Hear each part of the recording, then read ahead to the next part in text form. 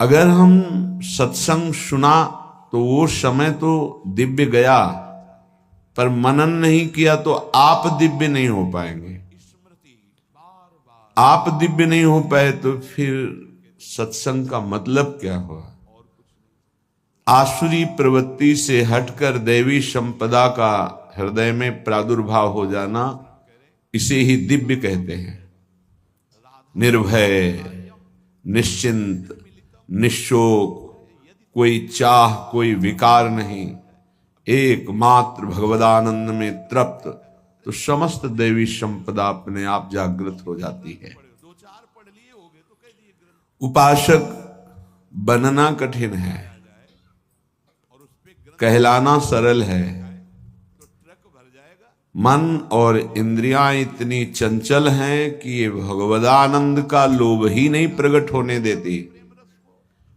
बस विषयानंद भोगों को ही सुख मानकर हम चंचलता पूर्वक मन को इस भोग से उस भोग, उस भोग से उस भोग में दौड़ाते पूरा जीवन व्यतीत कर रहे हैं।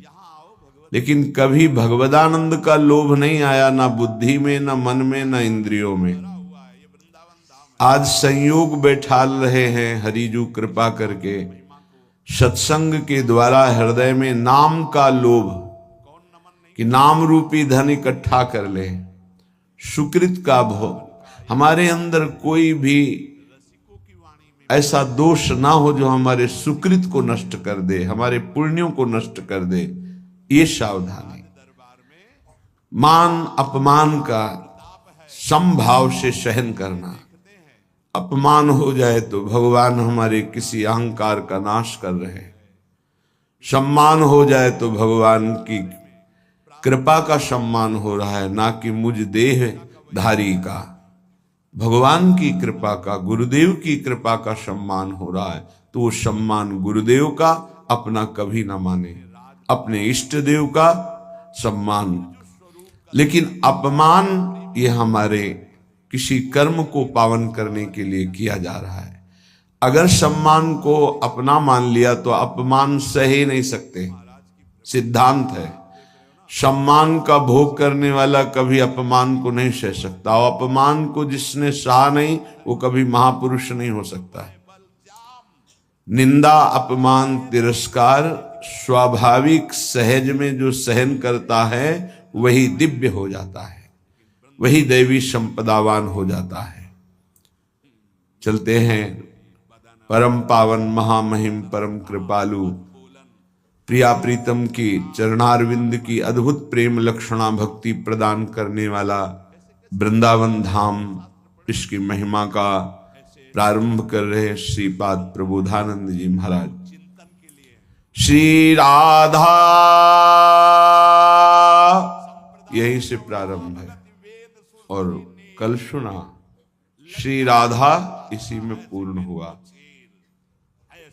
कि हमारी वाणी राधा राधा बोलते हुए इसी वृंदावन धाम में प्राण त्याग दे, बस यही हमारी इच्छा है।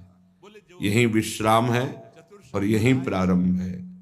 श्री राधा ही प्रारंभ है, श्री राधा ही मध्य है, और श्री राधा ही विश्राम है।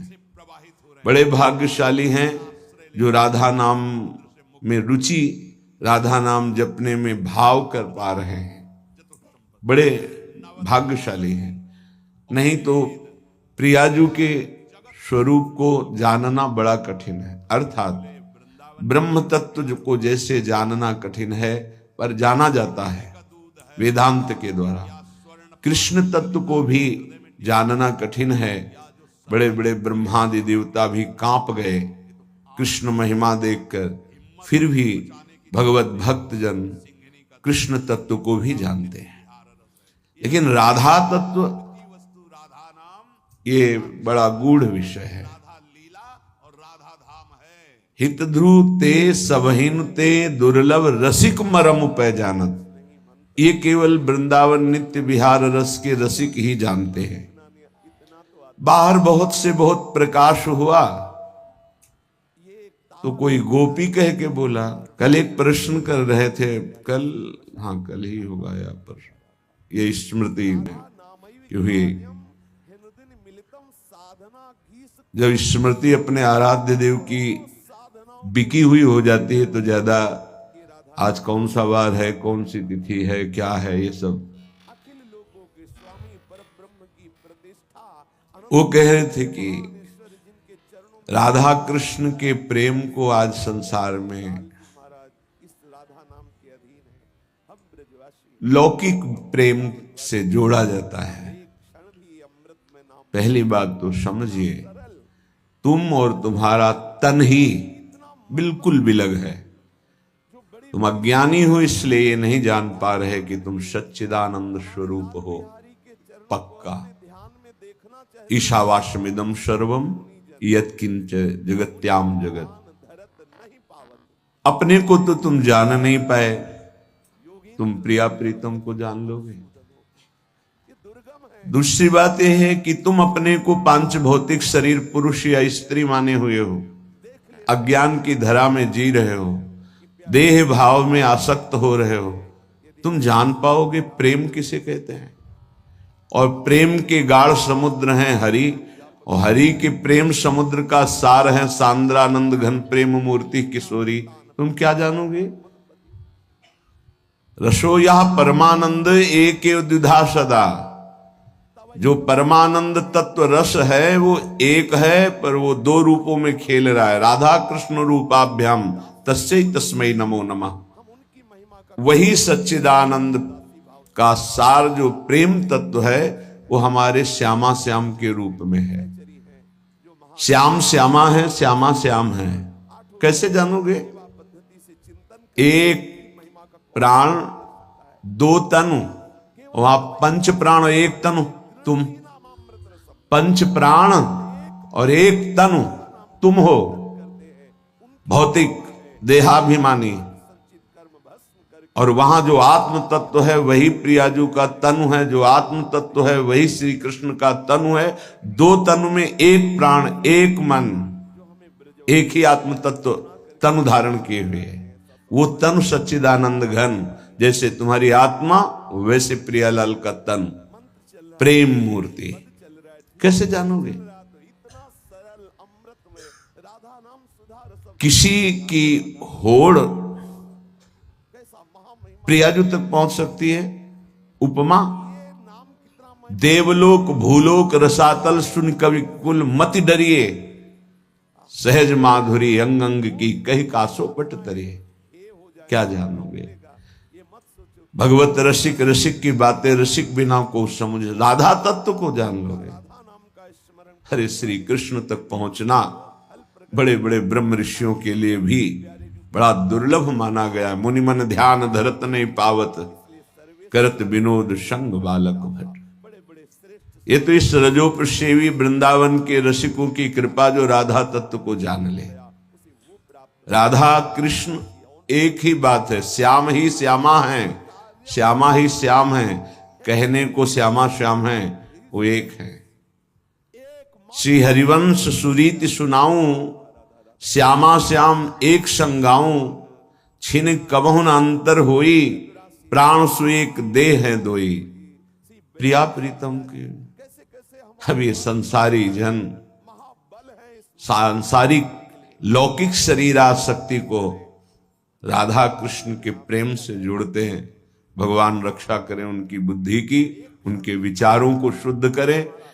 श्री किशोरी जी को अगर जानना है तो वृंदावन की रज में लोटो, रज लगाओ वृंदावन की, और रसिकों की चरण धूलि माथे पे रख के उनका अनुगमन करो, उनकी आज्ञा का।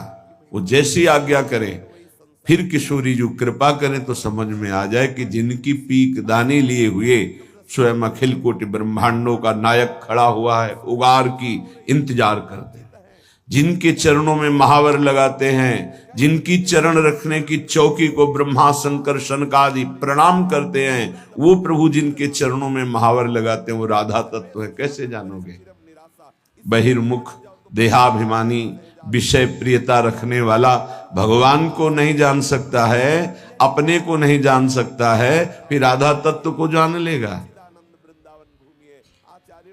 ये गानों में नहीं है, ये कवित्व जोड़नों में नहीं है, ये वो महान परमहंसों के लिए भी दुर्लभ रस है जो केवल केवल रसिकों की कृपा से मिलता है। बस भगवत रसिक, रसिक की बातें रसिक बिना को, तत्काल उनको रोका गया, प्रश्न भी इस विषय में मत उठाओ। चलो, अधिकार ही नहीं तुम्हारा कि तुम इस विषय को सुन सको, उसके लिए अधिकार चाहिए। अधिकार इस रज का सेवन, अधिकार प्राणों का पहले समर्पण भगवान श्री कृष्ण में। श्री कृष्ण कृपा करें तब राधा नाम में प्रीति, राधा चरणारविंद में प्रीति, तब रसिकों की कृपा से आप जान पाओगे कि किशोरी जी क्या है। ये हम केवल भावुकता में नहीं बोल रहे, खूब अच्छे से वेदांत शास्त्र, जो तुम्हारी गति नहीं है वहां मति पहुंच चुकी थी पहले ही, ऐसे ना समझो।